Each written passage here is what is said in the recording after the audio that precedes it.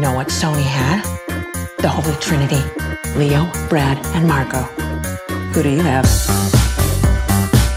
Welcome to Boy Party, the podcast that tackles cinema's most legendary team-ups. Films where two major stars share the screen and battle it out for screen time, top billing, the fatter paycheck, and the most acclaim. My name is Lucy Daly, and I'm joined, as always, by the very difficult star who has just run off stage and started doing circles in his motorcycle around the studio. It's Shane Kelly. Good afternoon. And returning for her fourth appearance on the show, I think leveling now Brendan's four-time guest record, Christina Appleby, back on Boy Party. Welcome back. Howdy. And it's the third of your four appearances that focuses on a movie with lots of music.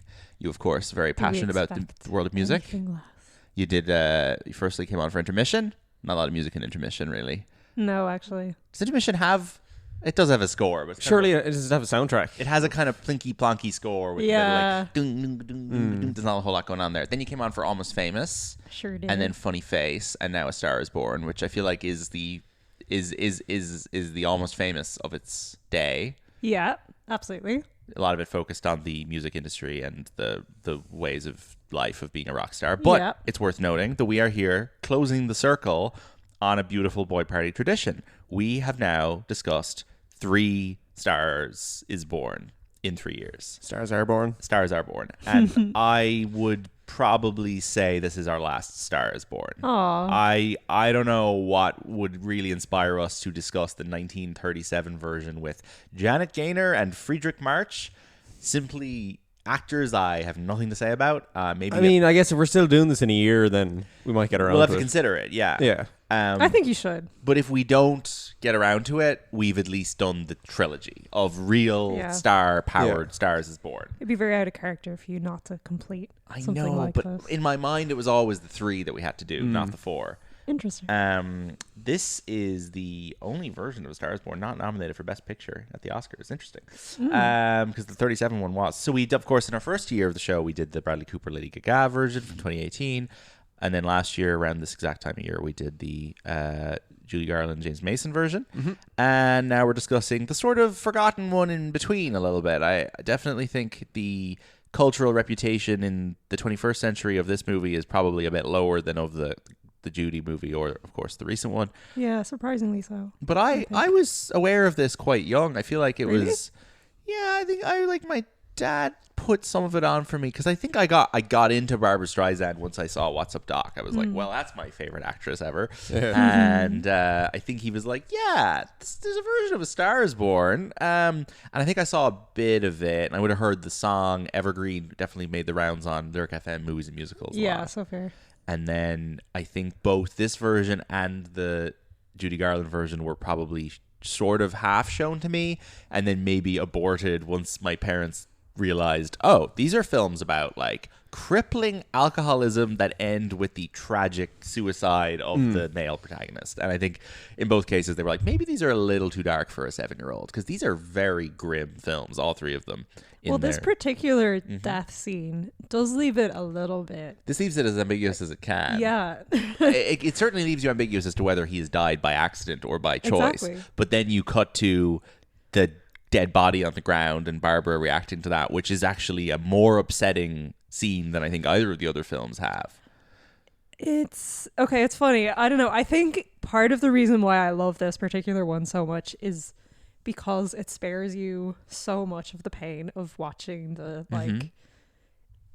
degradation of the star. Like almost to a fault. Like they skim over that. Yeah. Like it's a very quick decline. You see a lot of her on the up and very little of him on the down. Yeah.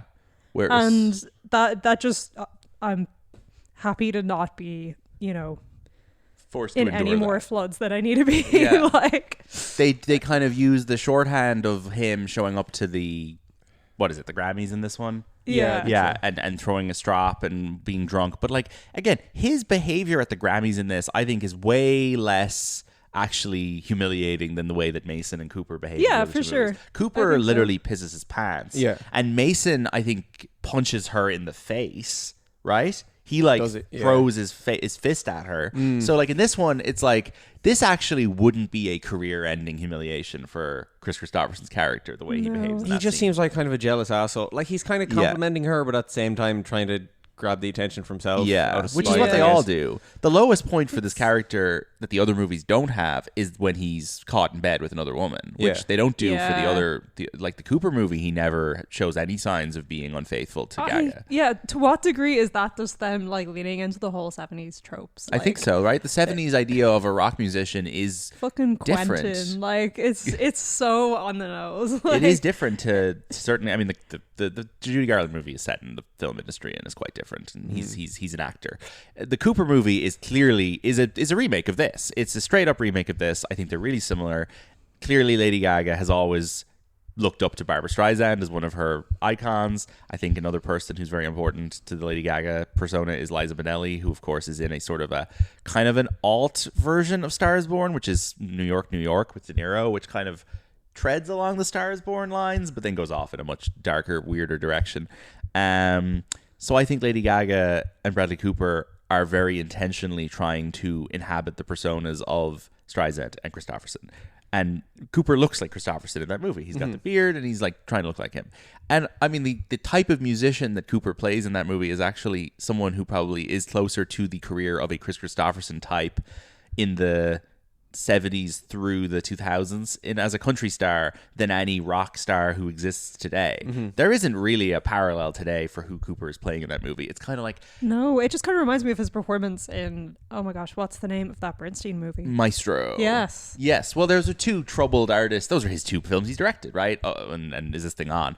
But he's doing this troubled musician thing in both of those. It's in totally different directions. One is this like greasy guy with a guitar, and the other is like a, tightly wound gay composer.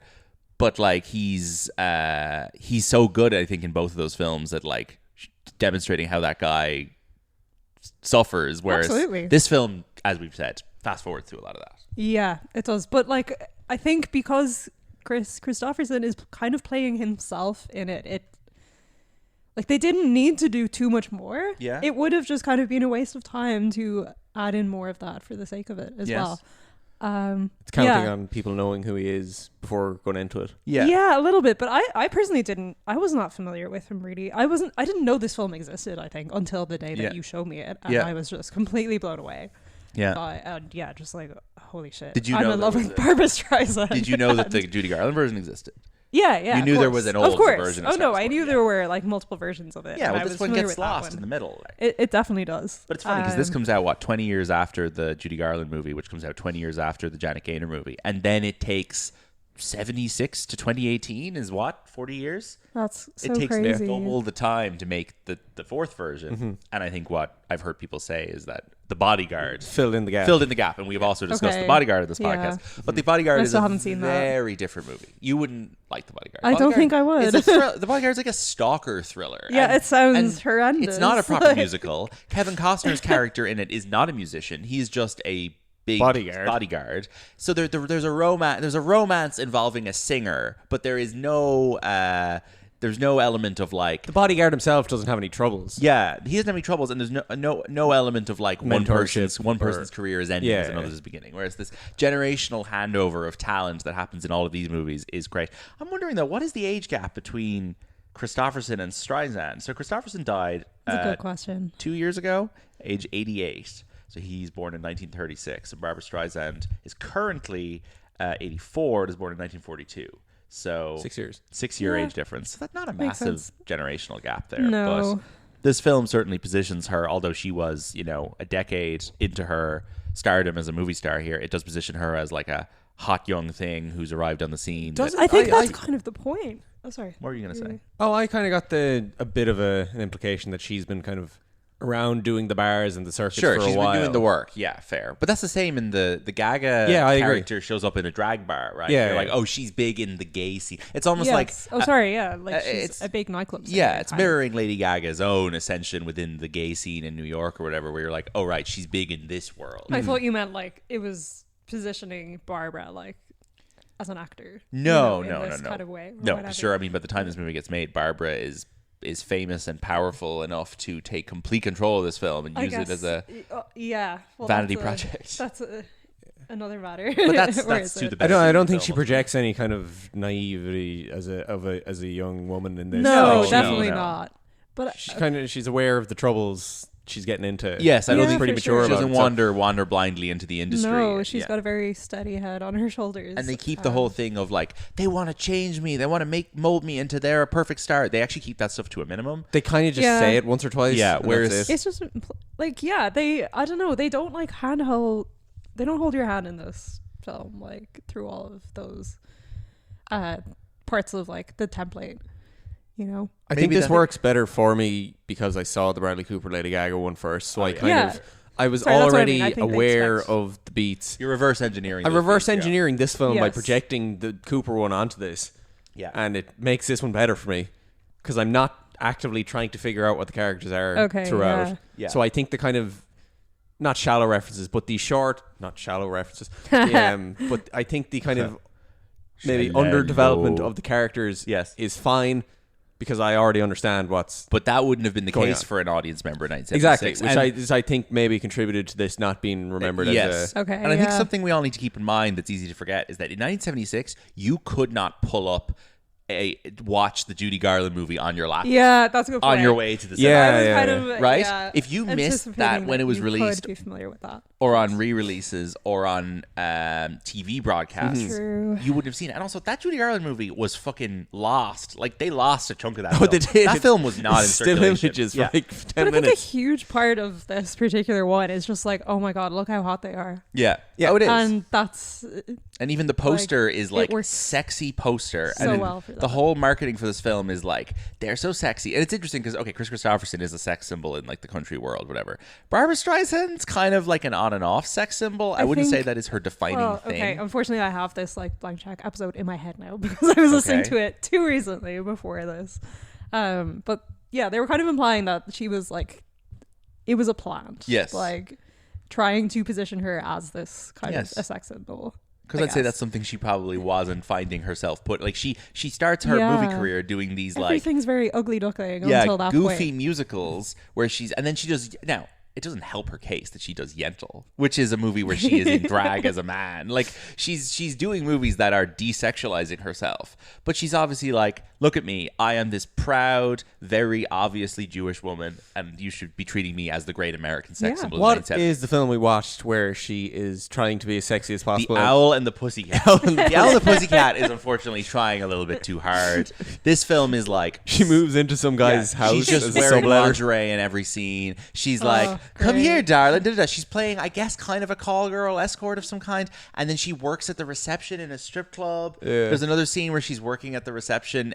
She's working at the box office at a cinema, a porno cinema, and what's his face? Oh, they have to go up and order book the tickets. Yeah, yeah, And yeah. George Siegel is the male lead of this, and he has to go up, and she's like, "Excuse me, what are you going to buy?" He's like, "I'd like a ticket for the porno, please." She's like, "Say it louder, please." Sorry, what? I can't hear you. That movie is like nonsense, crazy, and it's the same writer as What's Up Doc, but it's like crazy, horny nonsense that I think she's very like trying a little bit too hard to be like, "Put me in Playboy magazine, please." And I'm like, Barbara, you actually, this comes naturally. You don't need to work that hard for this to work, you know. No. But this movie does it in a civilized. I don't know. I can't like keep my eyes off her or anything I No. watch her in. No, of course like, not. Even like she's yeah, incredibly striking and radiant presence on screen. she's just like the most charming actor that has ever existed. Yeah, she's like yeah. I don't know. We've talked about Barbara before on our What's Up Doc episode, which I think is like episode 6 or Is that early? of the show. Doing 6-7 motion for those at home. Very early. I think probably in competition for the best film we've ever talked about on the show.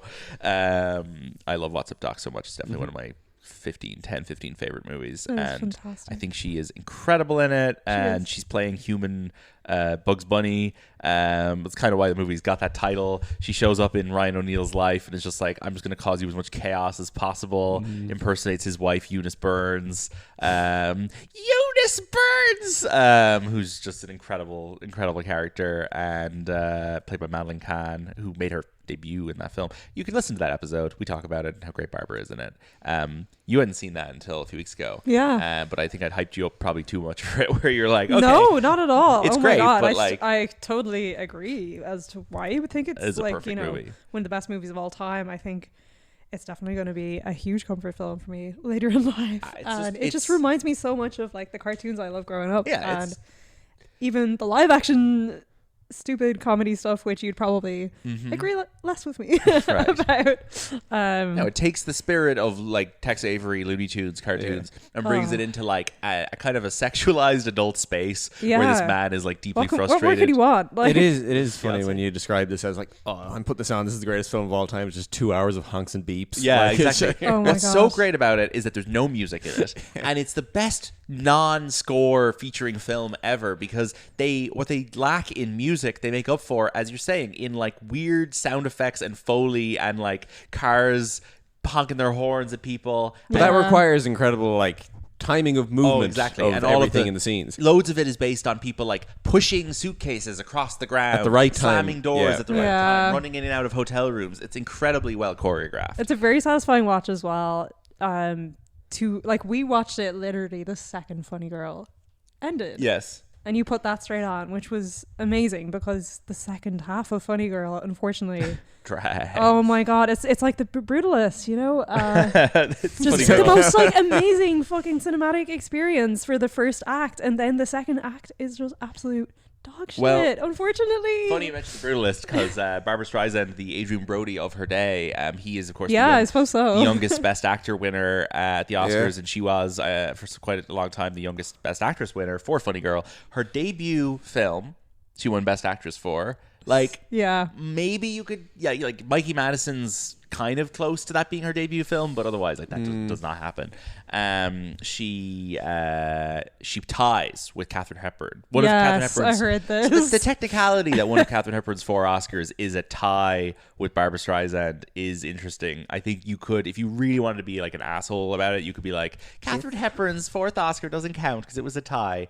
But of course, that kind of anecdotal conspiracy theory I've said a few times is that Gregory Peck prematurely invited Streisand to join the Academy before the movie had even released, and then she voted for herself, and that one vote would have made the difference to her not winning. So, but Katharine Hepburn didn't show up anyway, and that's in '68. And then 69, literally the year after, she's headlining Hello, Dolly, which is directed by Gene Kelly, and this is a role she is far, far too young for. She's 27 in this movie.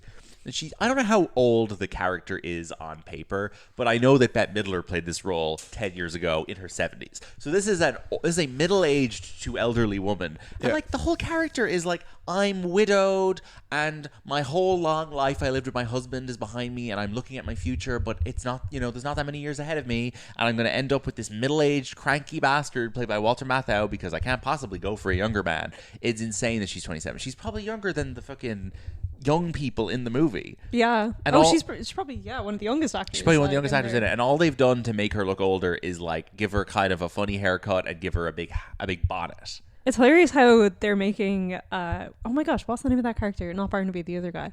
I don't know the other guy's name. The Michael Crawford character. And they're like going on about how 28 is like so young an age for him. His character's name is Cornelius. Meanwhile, Barbara is younger than that character. Like, Funny Girl and Hello, Dolly are both start so strong and then just like cannot maintain momentum for 2.5 hours. Like, which do you prefer? Definitely Funny Girl. Really, I love Funny Girl. Yeah, I like Hello, Dolly more. Like, I was expecting Rachel Berry to ruin Funny Girl for me. Yeah, for context, Shane, it absolutely did not. A huge part of Glee is that the main character, the Lea Michele character, wants to be cast in Funny Girl on Broadway one day. Okay.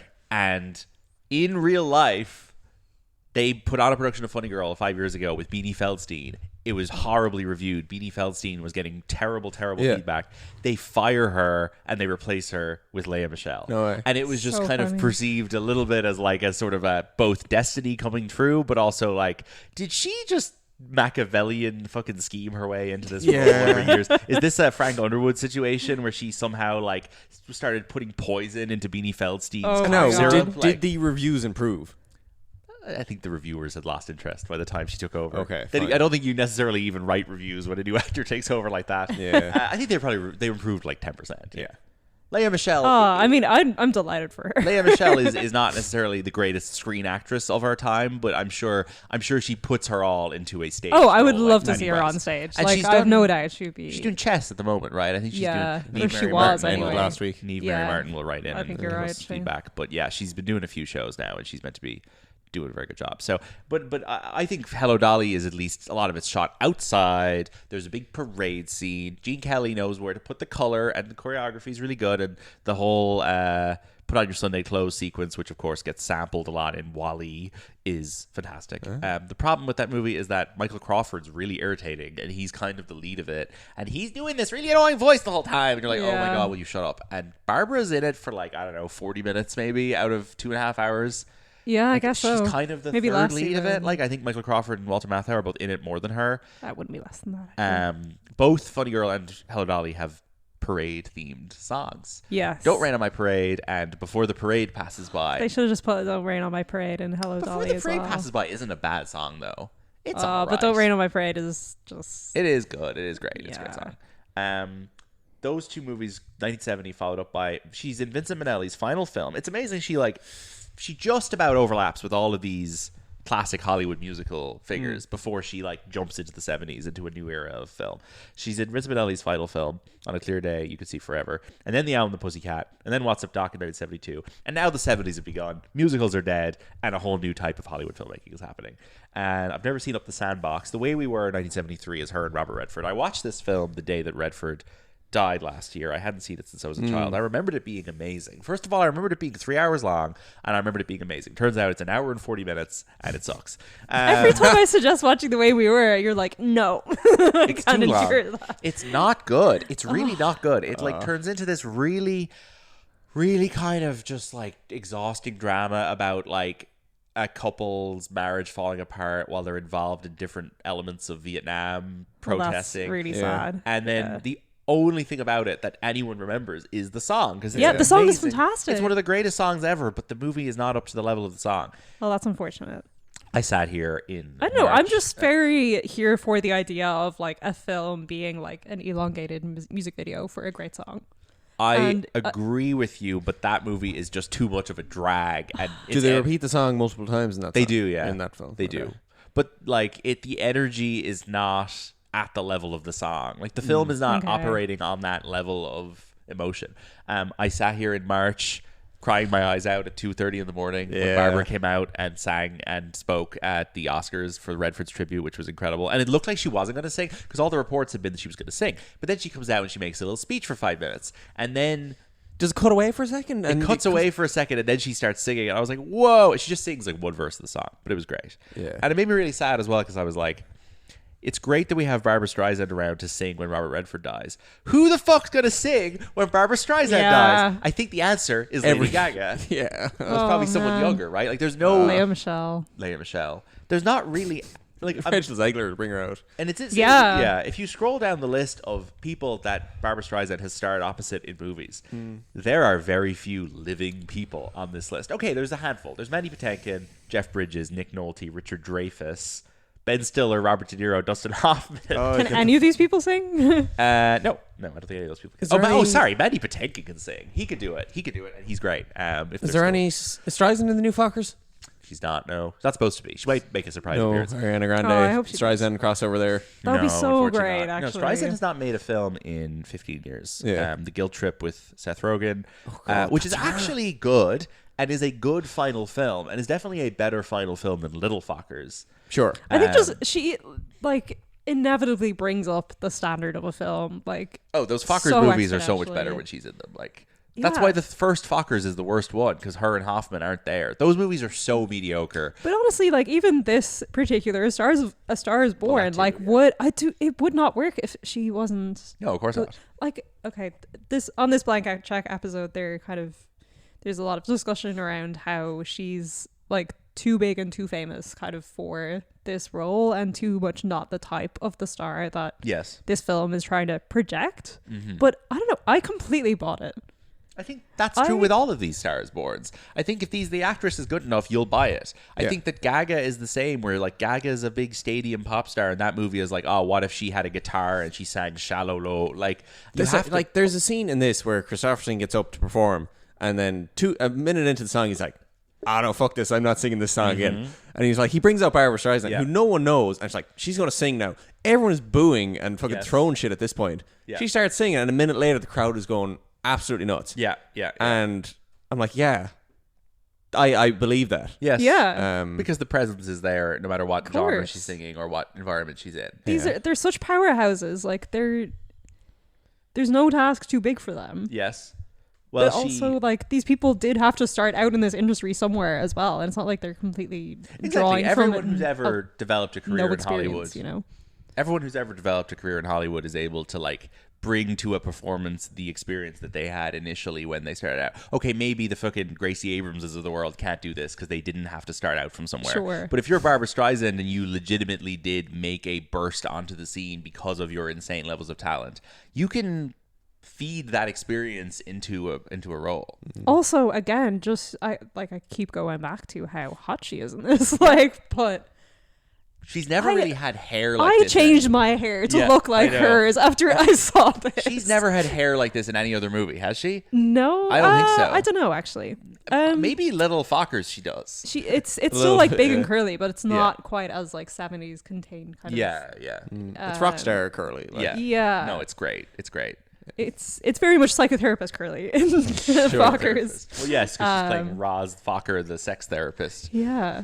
I want to run through the plot of this quickly. It starts out with this amazing scene where you're just watching the build up to a concert and just the crowd getting more and more amped up, and Gary Busey's on a walkie-talkie like, where the fuck is he? When's he going to arrive? And then the credits roll as the intro music starts to play. Kris Kristofferson pulls up in his limo. He gets out and he's downing cans of beer, pulling off his jacket on the way to the stage. And then he jumps up and he performs this like okay song called Look Closer Now, which gets performed about 5 times in the movie, which is just like, am I a figment of your imagination or are you one of mine? Yeah. That's the only bit I really remember. That's the only line he sings, really. The songs in this film are mostly written by the famous and iconic Paul Williams, who, as I pointed out to you guys, is one of the stars of our favorite Phantom of the Paradise, and was a big personality in the 70s and 80s, so much so that he featured as a guest on The Muppet Show. Like, he was often, like, I'd say he probably hosted SNL. Like, he was very much like a big personality on TV and in film. And these songs kind of have him written all over them. These, makes so much sense. Yeah, these big kind of like, these songs could be played on an organ, I feel like. These rock songs. Oh my god, the dream. I'll do that someday. Play these on an organ. Remind me that I've said this. Or Phantom of the Paradise. Yeah. Do Look Closer Now in the style of Phantom my of the god, Paradise. yeah. I do like the funny credit this has, where before, Paul Williams, is it? Yeah, before the list of all the songs comes up in the credits at the end, it says concept for the music. Oh yeah, Barbra Streisand. Yes. And then it says all the songs and every single one of them is credited Paul Williams. So like, what that mean? I mean, she has one meeting with Paul Williams where she's like, "I'm Paul. I want you to write me a song about trees. I want you to write me a song for a funeral." Either that, or he presented like real shells of a song, and then she's like, all right, I'm going to make this good. Yeah, maybe. I don't think that's what happened, though. I think she just gave herself a bunch of random fucking credits on this. Yeah. To be fair to Barbra, though, I think she is a great melody writer. What's she written? Did she not write, like, The Way We Were? And No, I'm pretty sure, did she not? I thought she was more involved in the writing of Evergreen than we're letting on right now. She has a few writing credits. Marvin Hamlish, those melodies kind of just sound to me like stuff that she does not have a writing credit on The Way We Were. That song was written by Marvin Hamlish. Oh, my apologies. And Alan Bergman and Marlon Bergman. Now, Marvin Hamlish was embarrassing. Was she married to him at one point? I don't know if she was, but certainly he was very like close to her and wrote a lot of her great. No, they weren't married, but I feel like there's a great consistency between her songs that I did presume that she wrote like most of them. Well, whoever's writing all her songs did a fantastic job. Secretly involved, like Marvin Hamlish, one of the only EGOTs. He began as Barbara's rehearsal pianist on Funny Girl, and then he basically came up along with her and wrote a lot of songs for her. He also did the score for The Swimmer, which is an amazing score. That is incredible. Yeah, I am so sorry. to to these great songwriters that that have written some of my favorite music outside of Streisand's discography. Like, wow, yeah, that's embarrassing. Well, my this apologies to all was of a you. production of Barbara and her then boyfriend John Peters, who people will know John Yes. Peters because he is course. played by Bradley Cooper in Licorice Pizza, and in that movie he of course is going on about how he's going out with Barbra Streisand and all this shit. So there was complete control of this movie from her side of the stage, and I think Mr. Director Man, I don't think they got along very well during the production Frank of this. Pearson probably did not enjoy the experience of having to deal with a star of this caliber who also had her boyfriend producing the movie. Yeah. He wrote Dog Day Afternoon and won Best Original Screenplay for that, and that came out the year before this. So this is like his reward for writing Dog Day Afternoon. You can put your girlfriend in something. Yeah. No, Frank Pearson, the director. Frank Pearson, sorry. It's interesting. It's like your man writing writing $1 Million Baby, Haggis, and then he gets to direct Crash the next year. Like it's like this funny screenwriter gets a big chance because he had directed a movie before this, The Neon Ceiling. Somebody has to shoot. But he wasn't a super established director. No. The Looking Glass War. That's his only feature directing. That's a movie with Ralph Richards. Yeah, these are not real movies. And he only directed one other movie after this, which is 2 years later, a film called King of the Gypsies with Eric Roberts. Is that Eric Roberts' Oscar nomination? No, it's not. That looks bizarre. So his directing career did not take off, unfortunately. His final screenplay, 1990, Presumed Innocent. So no way. He probably got a credit on the show. Yeah. So funny you can draw a direct line from this movie to Renata Reinsve, Chase Infinity, Ruth Negga. But yeah, I think I'm not just going off the blank check episode here, but I think that Barbra Streisand is at least a co-director, shadow director of this film. Oh God, yeah. And it launches her directing career, which brings us to It's very fitting for the title of the film. Yes, exactly. Which brings us 3 more movies, which are Yentl, The Mirror Has Two Faces, and The Prince of Tides. Prince of Tides I found pretty tough to get through when I watched it a few years ago. Mirror Has Two Faces is fine. It's charming. She's got a really I role enjoyed in it. And then Yentl, I think you liked Yentl, yeah? I would say overall net positive It's a kind of. I chore, don't know. I am so sick of seeing these 12th night adaptions. She's the man. I don't think it helps that you were putting on that shit around the same time. I was like, putting on that shit around the same time. this again. I don't know. Too much Amanda Bynes in this house. I studied 12th Night itself, I was put in too many productions of that, growing up as well. I'm done with 12th Night. I've never read or seen or acted in 12th Night, so I don't know. I don't think it's quite up to the same standard as this particular film anyway. sure. As Yeah. all the flaws that other people kind of identify with this aside, I agree with why people don't like this film, but the reasons why other people don't like this film are just more reasons as to why I love this film.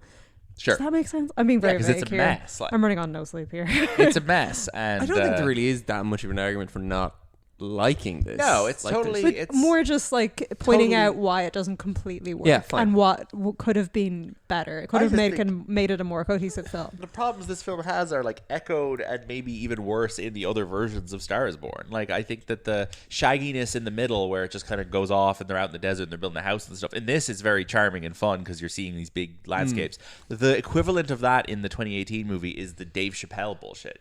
Oh I yeah. think I'd rather watch that stuff in this format. If you're gonna have a shaggy middle act, and then the Garland movie has all this shit where she's just on set acting in these bad films, Just being tortured, yeah. and Mason coming in and out being like, I'm on the drink again, darling, and you're like, okay, every Star is Born is too long and has 40 minutes in the middle that could be taken out. I don't know why no one has ever tried to make a version of Star is Born that is 1 hour and 50 minutes. It would make such a difference. But everyone's just so hot. You just want to keep watching them, I guess and you so. want to keep watching their relationship forever. I was very surprised, kind of at the halfway point in this, realizing, oh Jesus, there's an hour left. Yeah, I know. I do kind of like the middle section of this. I do like them out in the desert on their pretend ranch. Yeah, me too. No, I like it as well. I think he's not that great in this, and he's fine. He's totally I fine. disagree. But he's not that great. He's got the look. He's Yeah. no. I think he's the perfect casting for it. on paper, he doesn't sure. have to act all that much in this. He's not trying to outact. No, No, he's not. he is like it's really sad to think about it, but he is like kind of playing himself in it. Well, he's like, sure. I mean, other than I don't think Kris Kristofferson was like a notorious alcoholic who, No. and he lived a long Well, and fruitful life into his late 80s. I but think.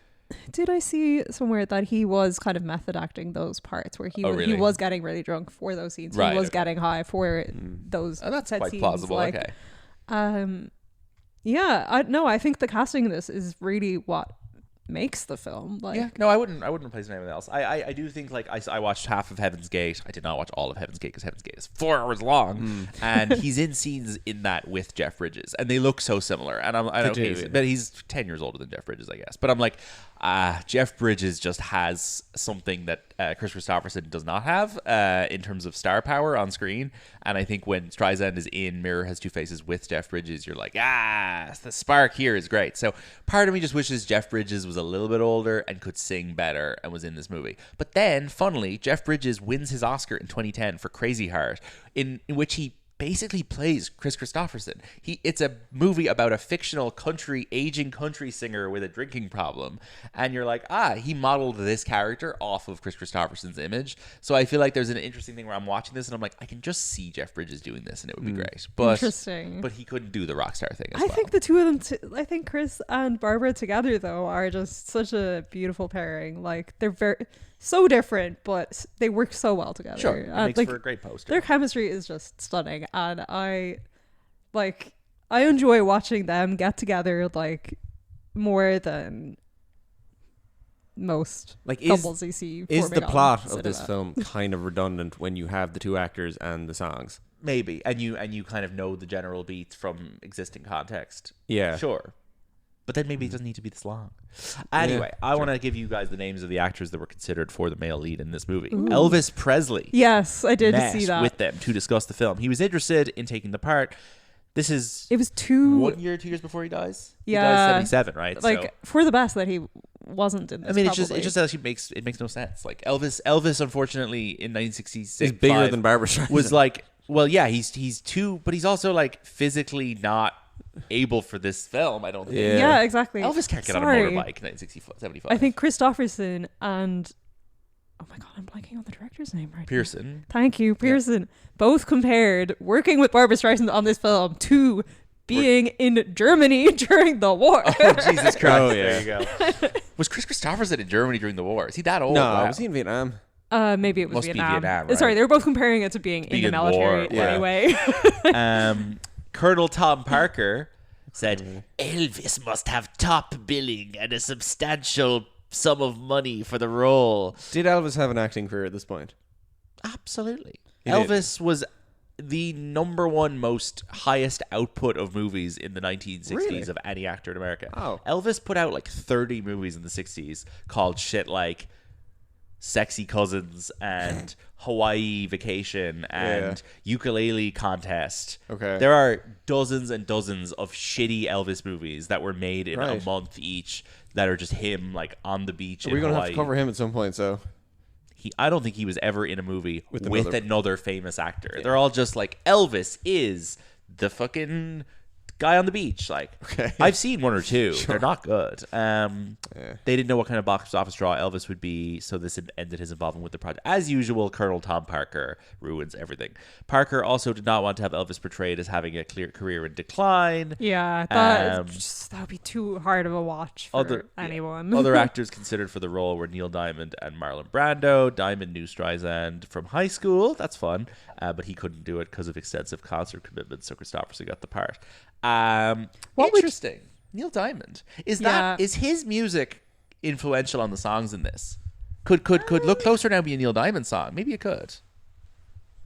I wouldn't be completely surprised. I feel like they wrote some of these before he didn't do it, like with him in mind. It's Maybe. That's a interesting I like proposition. Neil Diamond. I think Neil Diamond's an interesting choice. Yeah, I agree. We haven't gotten a Neil Diamond biopic. We did get that weird Hugh Jackman, Kate Hudson movie. Excuse me, Jonathan Livingston Seagull. Well, yeah, he has played important roles in cinema thanks to Jonathan Livingston Seagull and the film Song Sung Blue, which just came out recently, which I haven't seen.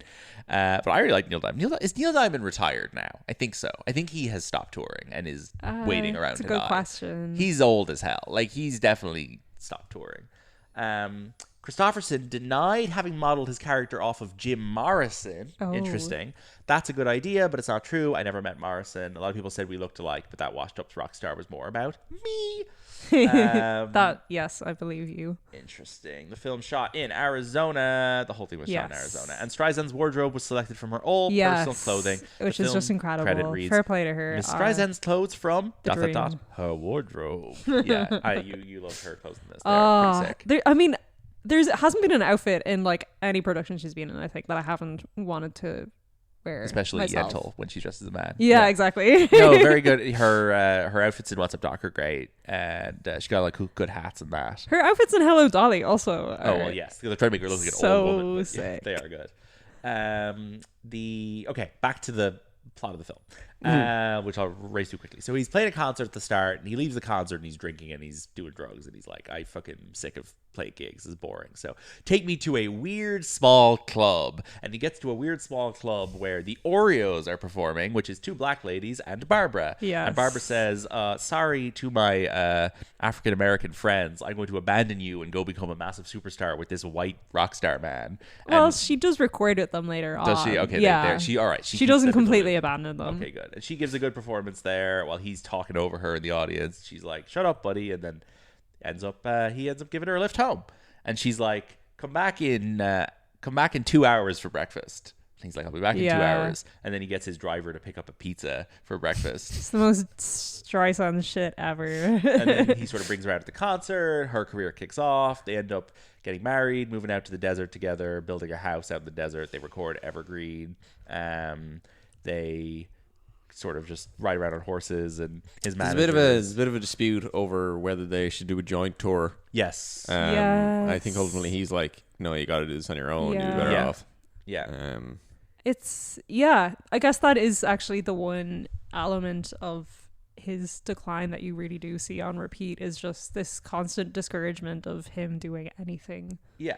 He's lost confidence in his own. No one wants to listen to anything he's writing. But also, he anymore. only ever Like, performs Look Closer now when I he know, gets but invited to gigs. but no one wants him to perform anything else. Yes, that's it his seems one hit. like. Maybe he's a one-hit wonder. Is he Yeah. a Gary Lightbody But he's type? being Like, forced he to be a apologized. one-hit wonder. He's not a one-hit wonder by choice. Like, Maybe this is Neil Diamond's experience of showing up and being asked to do Sweet Caroline. Oh, yeah. There is a great scene where a helicopter hovers over the house and he's in the pool or whatever, and your man in the helicopter is like, DJ Bebe Jesus is like, "Come to my studio," and John starts shooting a gun at him, and the DJ threatens to never play John's songs. John goes to the radio station with a case of whiskey to make peace with the DJ. He refuses to accept the apology and calls him an alcoholic live on air. Are there any radio stations in Ireland currently that have access to a helicopter?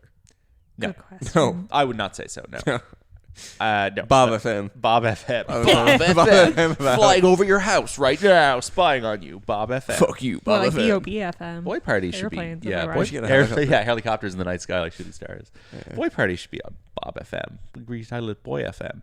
Yeah. She walks in on him with another woman. Things are downhill from This here. is really funny. Yeah. Because she rocks up initially and is like, "I want to get an interview with your wife." Oh and he's my like, god. Okay, then it cuts to the two of them in bed. Yeah. Streisand walks in. Yeah. And she's like, and Kristofferson's like, She's here to interview. "Well, there she is." interviewer. And your one's like, "I'll go get my tape recorder now." Sorry, she Oh doesn't my even get out of God. bed. She Yeah. pulls it off the bedside drawer. Yeah. And Picks just up goes, the "Hello." microphone. Yeah. She starts talking to her. It's so funny. It's really funny. Yeah, he does that seemingly to very deliberately just to agitate her for Yeah. some reason. Yeah. He's just trying to get a rise out of her. Yeah. Just act it out. And it works because they have very angry, passionate sex Yes. after. do Oh some my more god, I was horsey- so mad at her They for do some more horsey stuff after giving that. into that. And then biting him and shit. Like, He it's- goes driving out in the desert. In Makes a his- good case for cheating on your wife. What a Yeah, I little guess so. Weasel. He goes driving out in the car in his fast car, and we see him driving into the horizon, and then we cut away, and then we find out that his dead body has been found in a wreckage, basically. And she is sitting, wandering around the empty house and hears his voice coming from the other room. Sorry, this is insanely walks sweaty. into the room, and this fucking guy who's clearing out the house goes, "Hey, lady, how you turn this so radio stupid. off?" It's so stupid. But then I do think the 30s, sorry, the 50.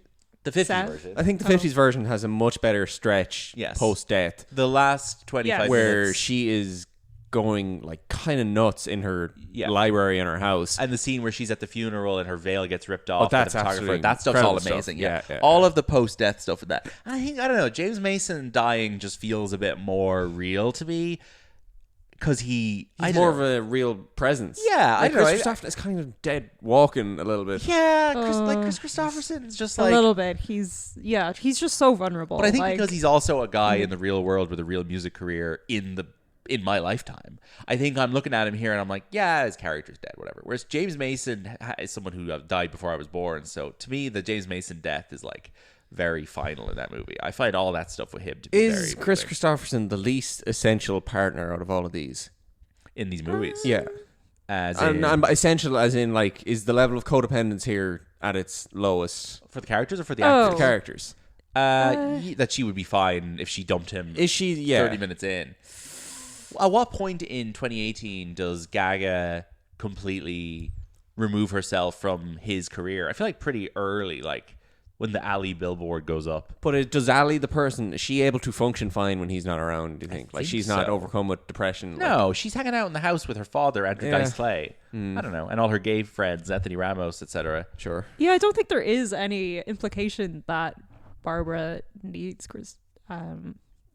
Like, she loves him. at all. Yeah. Yeah, exactly. Like he is this beautiful addition to her life. Yeah, like the Mason character is literally like bedridden, being cared for and nursed by Judy Garland in the last hour of that movie, which is a very different situation. But She's also much obviously older. got an element of Stockholm syndrome with him there. Yeah. That He's also maybe- much older than her, and he's a kind of paternal figure in her life a little bit. Yeah. Anyway, 2 hours and 9 minutes into this movie, Barbra Streisand like steps up on stage to perform a musical tribute to him, and this continues for 10 full minutes, and it is the greatest performance Barbra Streisand has ever given. good. It starts with this song. Let me. What's it called? One more Look look at you. Yeah. Yeah. And then she transitions into performing "Look Closer Now." Yeah. Yeah. And it So goes from good. being incredibly. So it's with "One More Look at You." Watch closely now. At 7 minutes on the soundtrack, it starts off incredibly mournful, and she's tears running down her face. The shot never breaks. It's got her in close up. She's lit incredibly, but then in the second half, it starts to go like crazy, flashy color disco lighting. And when she gets into the rock part of the performance, the energy turns way up and she starts thrashing her limbs around. It is one of the greatest things I've ever seen in a movie. I think so. It's unbelievable. Yeah, I'm not sure any movie musical has ever had a greater final number than this. And it's Yeah. so static. yeah. It does not move the off. camera never it's moves It's an her inch. shoulders upwards. I wonder how many takes they did. I'd imagine dozens. Yeah. Because she's a perfectionist. But like, I wouldn't also be surprised if Barbra Streisand stepped Did it up the and first did this. one. Yeah, did the Yeah. first one, or was If able to anyone step up and could, do this like- live at a real concert. Like, it's incredible. The other song in this that's worth mentioning is "The Woman in the Moon." Oh, I think Pretty the good. entire soundtrack is absolutely stunning. We got this I on have- vinyl a few years ago. We found it in the Black Rock Yeah. Market. for €5, and we went to buy it, and they were trying to charge like 15 or something, and Lucine was like, "It said €5." Yeah. And I was like, "That is like an old ass label." Yeah. Like, I don't know when this was €5, Well, but they we got it for accept it. €5. There is a great part of this which is kind of ridiculous, but like she performs, maybe it's Woman in the Moon, but she performs like a 5 or 6 minute musical number on stage. Yeah. And normally in any other film, you move on to the next scene. They just start another song. Yeah. And they go Yeah. again. Yeah. It's so funny. It's really funny that they're just like, oh yeah, we'll keep going. They're really not that interested in moving things along quickly. Like, They're not, and like rightfully so. Like I was, Yeah. like I'd seen this before, so I was kind of in and out of the kitchen a little bit when we were watching this last week or so. Yeah. And like, it's a fantastic film to watch from the kitchen. Yeah. It Yeah. just sounds incredible. So and like, fair. ugh. Oh, I'd be putting this soundtrack on like while I'm making food. Yeah. Constantly. I want to also, mention quickly which is very Streisand's satisfying. recent albums, The Secret of Life, Partners, Volume 1 and Volume 2, because the collaborations she's done on these albums are so weird. Yeah. So on Partners Volume 2, which was released in 2025, she does duets with Hozier, Paul Yes. McCartney, Sam Smith, Bob Dylan, Leifé, Ariana Grande and Mariah Carey, Okay. Tim McGraw, James Taylor, Sting, Josh Groban, and Seal. And on Partners Volume 1, she did duets with Michael Bublé, currently in Dublin, Stevie Wonder, John Mayer, Billy Joel, Blake Shelton, Lionel Richie, Andrea Bocelli, John Legend, Josh Groban, Bryan Adams, Barry Gibb. And there's one in between called Movie Partners Sing Broadway, where she sings with Anne Hathaway, Patrick Wilson, Alec Baldwin, Melissa McCarthy, Hugh Jackman, Seth MacFarlane, Antonio Banderas, Chris Pine, and Jamie Foxx. What a funny Makes bunch sense. of people to have associations with Barbra Streisand. I think it makes perfect sense, though. It does. It does. Does it diminish the specialness of doing a collaboration with Barbra Streisand when she has done a collaboration with absolutely everyone? Absolutely everyone. I mean, I wouldn't say absolutely everyone. Not absolutely I don't everyone, think but, it's ever not the highest honor. Yeah. I'm also not sure any of those people actually stood in a studio with her, or whether those were just We have tacked on. evidence. Of who? Definitely Melissa. Melissa? Okay. Who else? Oh, yeah. You and I were in I'm a... too sleepy for I this. know the old John Mayer one was an in-person. Oh, was it? Okay. Yes. We were yes. we were in an Airbnb in Biarritz a few weeks ago, and we turned French TV on randomly, and the first thing that came on was a documentary about the life of Barbra Streisand. Yes. And we were in the middle of rewatching a bunch of these movies before this episode. Yeah. So that was a fun And twist. I had tried watching there's this like Netflix special or something, and it's like it's basically just like a concert movie. Yeah. Which I thought was going to be more of a documentary than it was. Yeah. It actually taught me nothing I about wonder which one that Barbra is. Streisand at all. Kris Kristofferson's film career is not particularly exciting to me. He's in 112 films, most of which are westerns. Actually, not all of these are films. A lot of these are concert movies and stuff. Of the real movies that he's in, his biggest ever kind of lead starring role was in the famously box office disaster movie Heaven's Gate, which is directed by the filmmaker of The Deer Hunter, the filmmaker who was known as Michael Cimino, who posthumously has been speculated to have lived a life as a transgender woman. And people are trying their best, I think, to posthumously respect that by trying not to gender Cimino too much. But Heaven's Gate, I watched about half of it. It's 4 hours long. A great cast, though. You got a lot of boys in there. Sam Waterston, Jeff Bridges, Isabelle Huppert, Christopher Walken, John Hurt, Brad Dourif, Joseph Cotton. But it is long, it is slow, and it is a bit Kevin Costner-y in its construction. Otherwise, Kris Kristofferson, he plays kind of the older mentor figure in the Blade movies with Wesley Snipes, which is very fun and random in the early 2000s. He is in the great Scorsese film Alice Doesn't Live Here Anymore. Ellen Burstyn is the lead of that. The posters for that movie really make it look like a two-hander. I watched it about just after he died, and I loved it, but he's really not in it that much. Like, the first half of that movie is her trying to escape from Harvey Keitel in an abusive relationship, and then she gets to a small town, and then she kind of ends up meeting Kris Kristofferson. But I think it's about an hour in that he shows up, and he's not in it all that much. Otherwise, like, he's just not that into you, and he's in The Jacket in the last, like, 15 years of his life. I watched this movie Fire Down Below the other day, which is a Steven Seagal film that was #1 at the box office the weekend that I was born. So I'd always wanted to get around to it.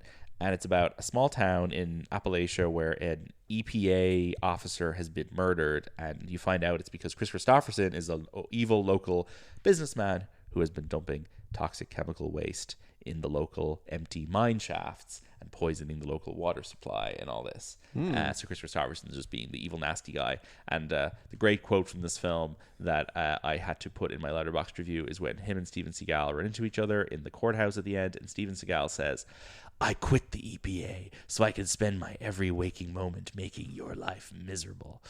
Not a very good film. Otherwise, the man is in dozens and dozens and dozens of westerns, has a small role in the Tim Burton Planet of the Apes with Mark Wahlberg. It's a famously terrible film, and a small role in the Todd Haynes. He's the narrator, of course, of the Todd Haynes Bob Dylan movie I'm Not There.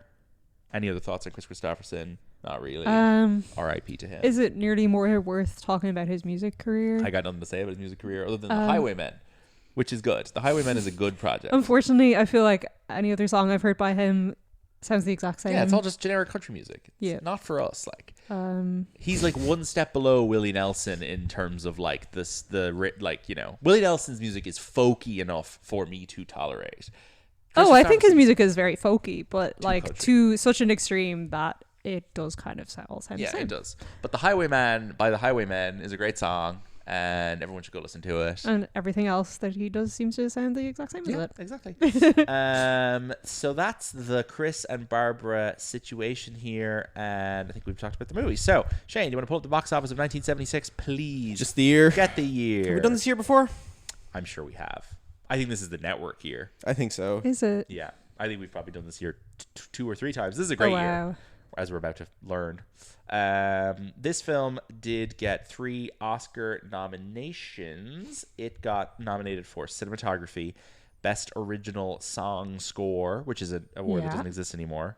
It won Song for Evergreen. Oh, and it got a 4th nomination for Sound. Great. And at the Golden Globes, it was nominated for and won Best Motion Picture Musical or Comedy, Best Actor Musical or Comedy for Kris, Best Actress Musical or Comedy for Barbra, Best Song and Best Score. So the Golden Globes loved it. Sweet. Amazing. They gave it Actor, Actress, Picture. As they should. And then the Grammys gave it Song of the Year and Best Pop Vocal Performance Female. Excellent. And it was nominated for Record of the Year. I'm kind of interested in what it was nominated against at the... What did it beat at the Grammys in 1976? We've never talked about the Grammy nominations on the show before. Interesting. No. All right. Evergreen beat You Light Up My Life, performed by Joe Brooks. Don't It Make My Brown Eyes Blue, performed by Richard Lee. Hotel California by Eagles. Nobody Does It Better, Carly Simon. And Southern Nights by Glenn Campbell. Ooh, tough competition in there. Funnily enough, The Way We Were had won the award. God, I probably know more of those songs than I do the Grammys one. Oh yeah, last exactly. year. Yeah, exactly. Yeah. If you showed it to me now, it would be like 2 Billie Eilish songs and Bad Bunny songs I've never heard. Yeah. And Dijon, who people Who's were not Dijon? happy with. Chicken Dijon mustard. He's a singer who people. I've heard of Honey Dijon. He was opening for Zach Bryan, and people were like, "We don't like him," which I think is probably Means he's good. yeah, Yeah. or potentially unfair. Opening for him in Ireland or in the US? In Town of Cork, or Really? He was Belfast, opening for Zach Bryan in Cork. Wow. I think so. All right. Pull up your 1976 there, pal. Zach Bryan is the Kris Kristofferson of. No, he's not. Don't say Country that. music is back. I wonder if A Star Was Born 2018 would kind of have a different There's twinge no on country it. music. Yeah, because there's no country music in that. Like the Not country, but the Cooper songs in that movie are rock songs. But would the Cooper Pearl type Jam be a songs. bigger star today than he would have 10 years ago, maybe. 8 years ago? Black eyes open wide. I actually think the Cooper songs in that movie are really good. Yeah. Okay, number 1, a film you watched about 3 weeks ago. 1976. Yep. A film I watched 3 weeks ago. Pod related, But not pod covered. oh, interesting. What do you mean by that? It means that I watched it because I was preparing to talk about an actor on the show. Yeah.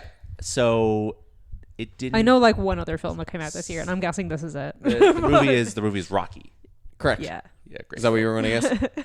Yeah. Oh yeah, good. Great film. Number 2, A Star Is Born.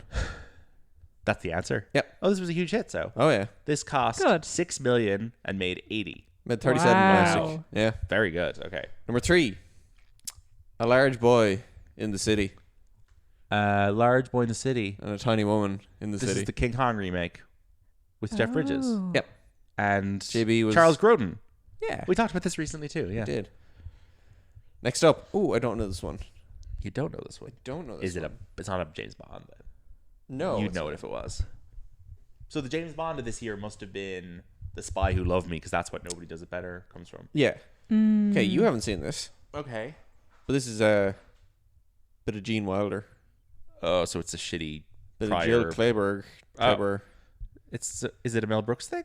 It's not. Is Richard It's an Pryor? Arthur Hiller directed. Is Richard film. Pryor in it? Richard Pryor, isn't it? So is it? Ned Beatty. Oh yeah. Is Patrick it? Shit. Is it?